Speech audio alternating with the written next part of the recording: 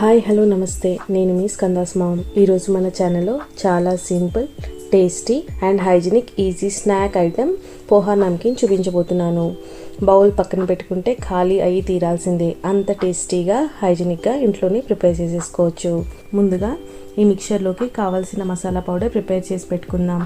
దీనికోసం ఒక మిక్సీ జార్లో 1/2 tablespoon amchur, 1/2 tablespoon పసుపు, 1 టేబుల్ స్పూన్ సోంపు, 1/2 tablespoon chaat masala, 1 tablespoon kala namak, 1 tablespoon dhaniya powder, 1/2 tablespoon jeera powder, 1/2 tablespoon red chilli powder, 1/2 tablespoon salt వేసి 1 నిమిషం పాటు grind చేసి పక్కన పెట్టుకోవాలి.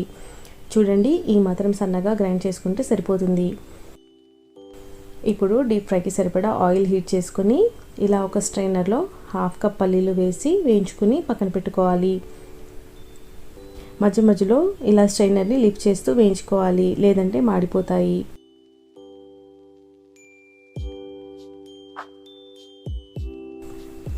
తర్వాత 1/2 కప్ పుట్నాలు వేయిస్తున్నాను.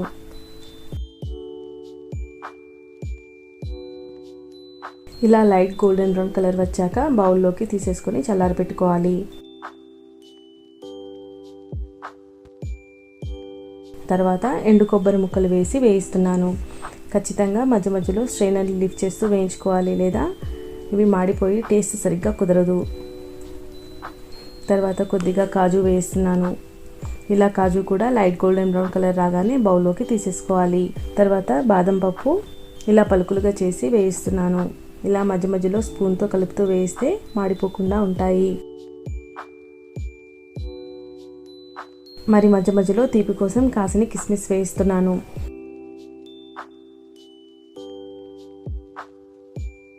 తర్వాత 1 టేబుల్ స్పూన్ నువ్వులు కాస్త చిటపటలాడాక పక్కకి తీసేసుకుందాము. ఇప్పుడు కొద్దిగా కరివేపాకు వేయించి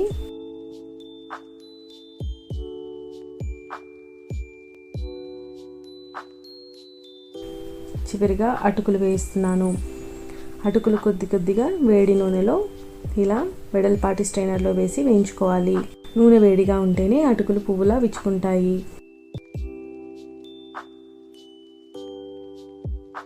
ఇలా ఒక మూత ఉన్న బౌల్లోకి అటుకులు వేసి ఇందాక ఫ్రై చేసి పెట్టుకున్నాం కదా పల్లీలు, జీడిపప్పు అవన్నీ వేసుకొని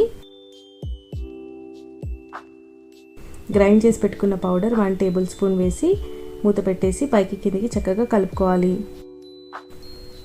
ఇలా చక్కగా హైజీనిక్గా మార్కెట్లో దొరికే వాటికంటే టేస్టీ స్నాక్స్ చాలా సింపుల్గా ప్రిపేర్ చేసేసుకోవచ్చు.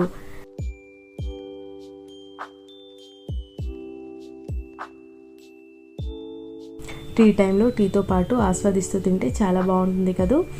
మరి మీకు ఎలా కుదిరిందో ట్రై చేసి కామెంట్స్లో తెలపండి. ఇలాంటి మరెన్నో ఇంట్రెస్టింగ్ రెసిపీస్ కోసం please like, share and subscribe చేయండి. Thanks for watching.